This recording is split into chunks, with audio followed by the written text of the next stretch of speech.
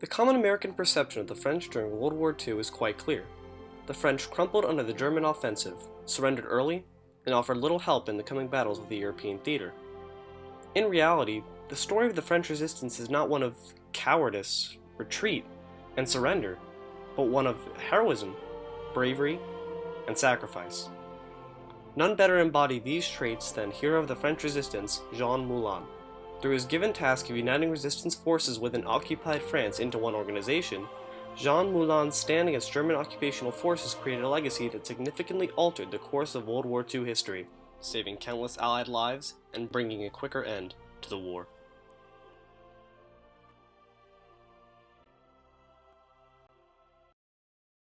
To discuss Moulin's impact, we must first recognize his actions. On June 17, 1940, 5 days before France's official surrender, Moulin was arrested by Gestapo for refusing to sign a document which falsely blamed African French army soldiers for raping and murdering French women and children.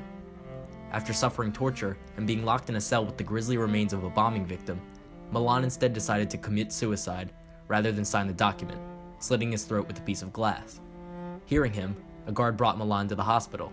After his recovery, Moulin was freed and returned to his job as a French government official under the Vichy regime. This new French government had cooperated with Nazi Germany after France's surrender. Jean Moulin associated with the ideology of French republicanism, believing that power belonged in the hands of the people.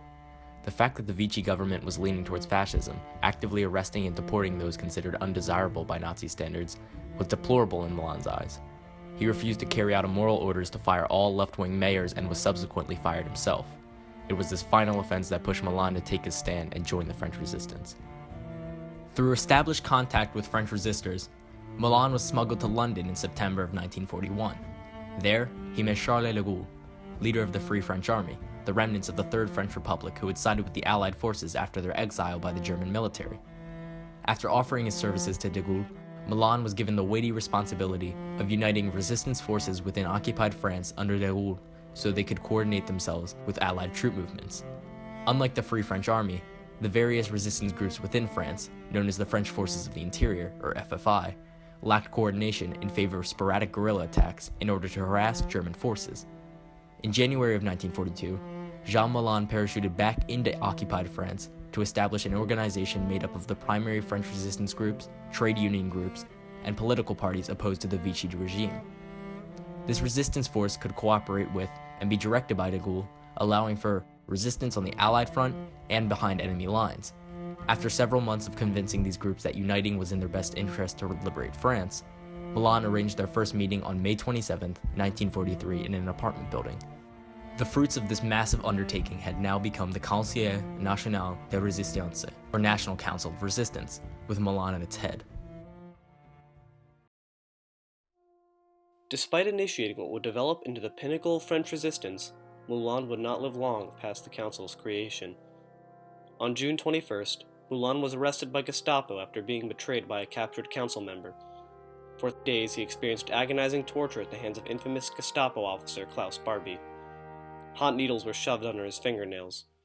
His fingers were forced between the hinges of a door and a wall, and the door was slammed until the knuckles broke. Screw-levered handcuffs were tightened to cruelly dig into his wrists.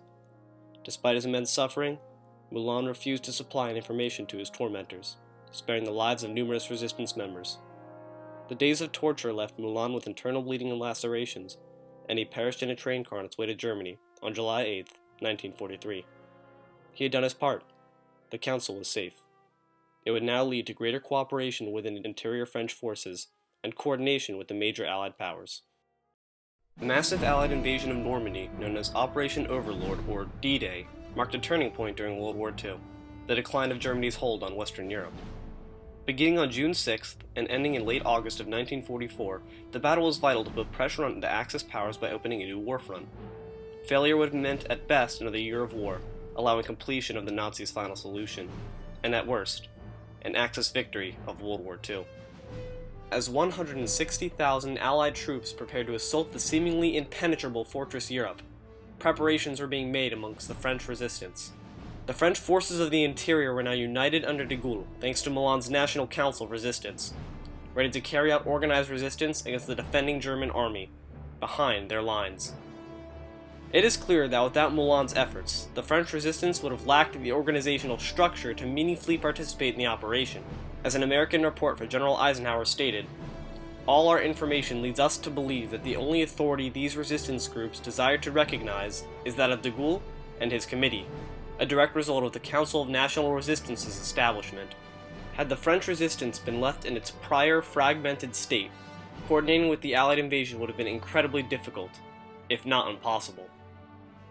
André Heinz, surviving member of the French resistance and participant in Operation Overlord, affirmed their efficiency in halting German communications when he spoke at the European Eyewitness D-Day Accounts Symposium, stating, "The order was try and hinder all German communications as much as you can for the next 10 hours.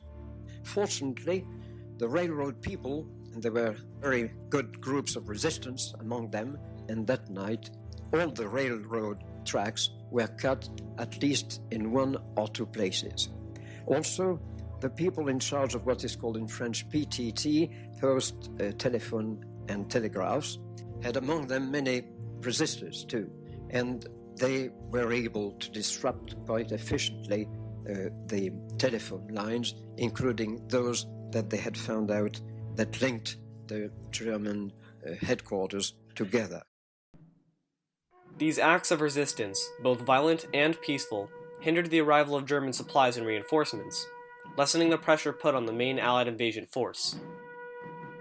Though around 9,000 Allied troops died in battle, the actions of the French resistance ensured the casualties were reduced to a minimum, and that less time was wasted securing the shores.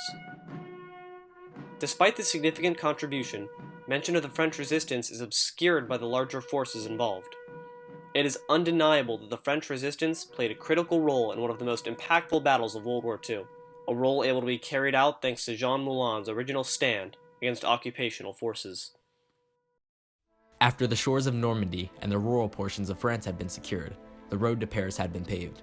As the Allied forces loosened the Nazi grasp on the French countryside, an internal power struggle began. The French forces of the interior were preparing their uprising behind closed doors in the City of Lights, while the Free French Army rallied with the Americans just outside of Paris, resupplied with American firearms and vehicles. The organization of these forces was no small feat, as these tens of thousands of men had to invade and uprise simultaneously and without failure. With the assistance of resistance contacts in the Council and Allied communications, the Free French Army's 2nd Division and the U.S. 4th Division merged in the outskirts of Paris and began the liberation of the city. This connection gave the Allies ample manpower to directly move into the city, as opposed to the original plan of encircling it and pushing from all sides. Eisenhower stated that, "We wanted to avoid making Paris a battleground and consequently planned operations to cut off and surround the vicinity. We could not know, of course, the exact condition and situation of the city's population. In this matter, my hand was forced by the action of the Free French forces inside Paris. Had the US not been able to meet with the Free French, their circumambulation of Paris would have been detrimental to Allied forces, costing precious time and troops. As the armored divisions began to push into the city, civilian resistance members stormed German garrisons, barricaded streets, and began their effort to take back their city. The internal conflict weakened the German defenses as they had to fight a two-front battle. After the initial uprising on August 19, 1944, and the subsequent armored Allied assault, the Germans surrendered on the 25th. Due to continued support from the Allies and proper strategic organization, the FFI only lost 1,600 men, half of what the militarily superior German army lost. The remaining 13,000 German troops were captured. In less than a week of fighting, the Allies' cooperative effort with the French forces had liberated Paris from the Nazis' 4-year rule. The quick and efficient takeover would not have been possible without the French assistance. The Council's structured communication had worked once again. General Eisenhower, Supreme Allied Commander, gave due credit to the effectiveness of French forces, stating in his memoir, Crusade in Europe, "The Free French had been of inestimable value in the campaign.